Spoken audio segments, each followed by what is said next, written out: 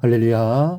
사랑하는 대강의 가족 여러분, 오늘 하루도 하나님의 말씀과 동행하는 삶이 되길 소망합니다. 오늘 함께 나눌 하나님의 말씀은 사도행전 18장 12절에서 17절 말씀입니다.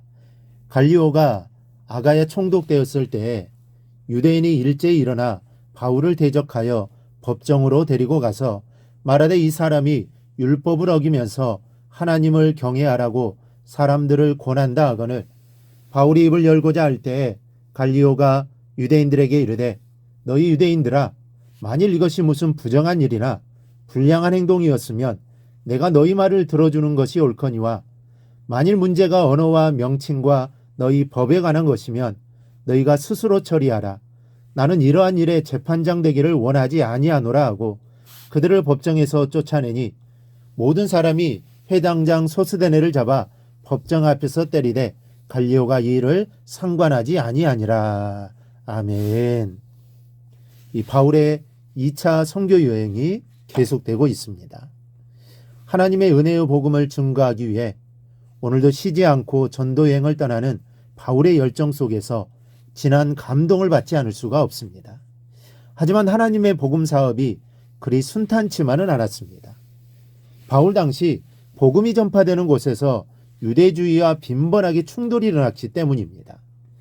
유대인들의 의식 속에는 예수 그리스도에 대한 반감과 거부감이 들어있었고 이 반감은 복음이 선포되는 현장마다 항상 불거져 나오는 것이었습니다.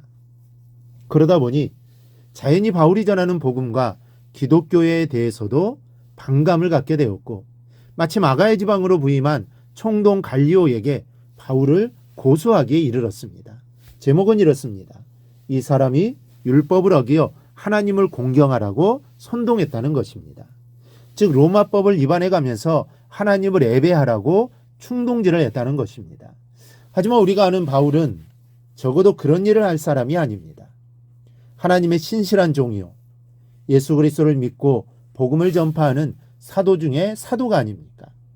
대제사장을 비롯한 유대 종교 지도자들이 만왕의 왕이요 만주의 주로 오신 예수님을 바로 이렇게 못 오가고 악한 의도로 고소한 적이 있음을 기억하실 것입니다.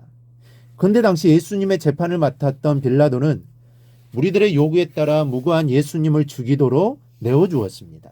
그런데 오늘 갈리오 총독은 공정한 판결을 내리고 있음을 알 수 있습니다.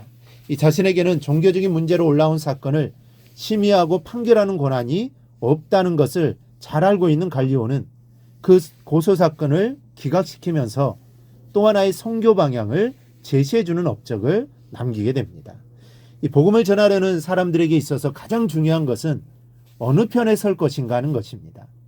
자신의 목숨도 두려워하지 않으며 끝까지 세상의 악한 정사와 싸우는 일은 모든 그리스도인들에게 주어진 현실적인 과제입니다. 때로는 악한 모함과 관계가 있을 것이며 시기와 질투가 따라오고 온갖 핍박과 환난이 닥쳐올 것입니다. 그러나 그것이 주님을 따르는 길이요 십자가의 길이며 사명자의 길입니다. 주님의 이름 때문에 받는 고난과 고통을 이기지 못하고서는 하나님의 영광을 드러낼 수가 없는 것입니다. 여러분, 하나님께서는 불리한 상황과 열악한 여건 속에서도 끊임없이 사역을 펼쳐나가십니다. 생각해 보십시오. 세상의 그 어떤 조건이 감히 하나님을 굴복시킬 수 있겠습니까? 하나님은 오히려 악한 상황을 통해서도 하늘의 역사를 이루실 뿐만 아니라 악인을 들어서 쓰시기도 하고 악한 상황을 선한 도구로 사용하고 계심을 믿으시기 바랍니다. 그러므로 바울은 이렇게 고백하고 있습니다. 우리가 알거니와 하나님을 사랑하는 자, 곧 그의 뜻대로 부르심을 입은 자들에게는 모든 것이 합력하여 선을 이루느니라. 주님은 우리의 재판관이 되십니다. 선과 악을 명확하게 분별하시는 영원한 재판관이 우리 곁에 계십니다.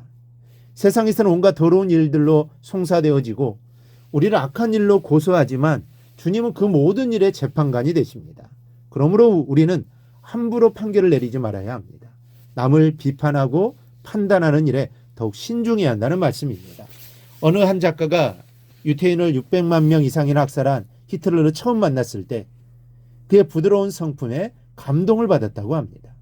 그래서 그는 히틀러가 결코 독재자나 살인자가 될 수 없을 것이라고 판단을 내렸지만 그러나 그것은 오판이었습니다. 히틀러도 그랬고 이탈리아 유명한 작가 마키아벨리가 쓴 군주론에서의 무력 통치 이론도 예수 그리스도의 온유함 앞에서는 산산조각이 나고 말았습니다. 또 이런 일도 있었습니다. 6살밖에 되지 않는 남자아이가 오늘 학교에서 담임 선생님이 적어준 종이 한 장을 들고 집으로 갔습니다. 거기에는 이렇게 적혀 있었습니다. 이 아이는 너무 우둔하고 바보 같아서 학교에서 가르치는 것을 배우지 못합니다. 학교에 보내지 않는 것이 좋겠습니다. 하지만 이 남자아이가 바로 훗날 세계적인 발명왕이 된 에디슨입니다. 선생님의 판단이 너무나도 잘못된 편견이었음을 여실히 드러나고 만 것입니다. 사랑하는 성도 여러분, 여러분은 어떤 시각으로 사람을 판단하십니까? 오늘 본문에서 등장하는 유대인들처럼 편견을 갖고 사람을 판단해서 사람을 억울하게 만들어서는 안 됩니다. 또 여러분들이 사람들의 그릇된 판단 때문에 바울처럼 억울한 송사를 당한다 할지라도 모든 일의 재판장이 되시는 하나님을 믿고 신뢰해야 합니다. 세상의 모든 일을 하나님께서 주도하시고 진행해 나가시고 결론을 맺어가시기 때문입니다.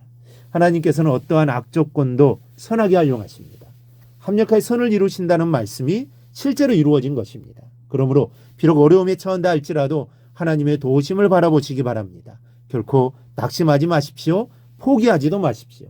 선하신 재판장이신 하나님을 의지하고 담대하게 나아가기를 바랍니다. 그러면 하나님께서 반드시 나를 지켜주시고 함께해 주실 것입니다. 바로 이러한 은혜가 우리 모두에게 있기를 주님의 이름으로 축원합니다. 오늘 묵상한 말씀을 굳게 잡고 삶으로 실천하며 살아내는 대강의 모든 성도들이 되기를 축복합니다.